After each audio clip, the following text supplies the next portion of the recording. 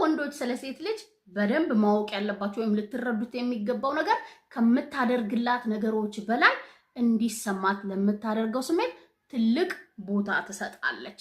ብትደውልላት፣ ስጦታ ብትሰጣት፣ ቴክስት ብትልክላት፣ እንገናኝ ብትላት፣ ነገር ግን በእነዚህ ፕሮሰሶች ውስጥ ወይ በእነዚህ ድርጊቶች ውስጥ ለስሜቷ ሞር ትኩረት ካልሰጠክ፣ ለምሳሌ ስጦታ ስትሰጣት የምትወደው ስጦታ ነው ወይ የሚለው ለምሳሌ ስለነገረች ነገር አስታውሰው ከሆነ ከሰጣት እንዲሰማት የምታደርገው ስሜት እጅግ በጣም ከፍ ያለ ነው የሚሆነው። ትደውላለህ፣ ቴክስት ትልክላታለህ፣ ነገር ግን ስታገኛት ኳሊቲ ታይም ስታጠፉ ትኩስታ የሚፈጥር ኳሊቲውን የሚጨምር ከዛ ስትለይ ስላንተ እንድታስብ የሚያደርጋት ካልሆነ አብራችሁ ሆናችሁ ሌላ ነገር ላይ ስራ ላይ ትኩረት የምታደርግ ከሆነ ስልክ ላይ ትኩረት የምታደርግ ከሆነ ያ የሚፈጥረው ስሜት ምንድነው?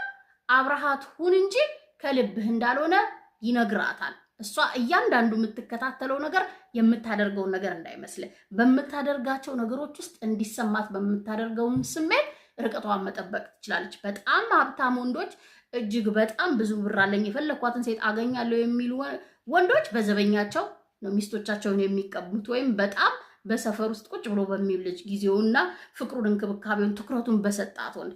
ስለዚህ በነዛ ትኩረት ሙሉ እንዳያሃት እንደምትረዳት ራሷን እንድትሆን እንደምትፈቅድላት ወይም ለስሜቷ እንደምትጠነቀቅ ካወቀች ብቻ ነው ያንተ እስረኛ ለአንተ ታማኝ እና ጥሩ አፍቃሪ መሆን ብትችለው። ካለበለዚያ ሁሌም በጥርጣሬ ሁሌም ያንን ክፍተት የምትሞላበትን ቀዳዳ ነው የምትፈልገው። ለሌላ ወንድ አቴንሽን ስለመስጠት ምናምን ነው የምታስበው። ልክ ናት እያልኩህ አይደለም፣ ወይም እንዲህ ስላደረክ ነው እንዲህ እያልኩህ አይደለም። ነገር ግን ማድረግ እቃው ማቴሪያል ነገር ኦር መስጠትም ሆነን የገንዘብ ሰጣታለሁ ብዙ ጊዜ ካያችሁ አደርግላታለሁ ምን አታ ነው ምን ጎሏት ነው ምናምን ይላል።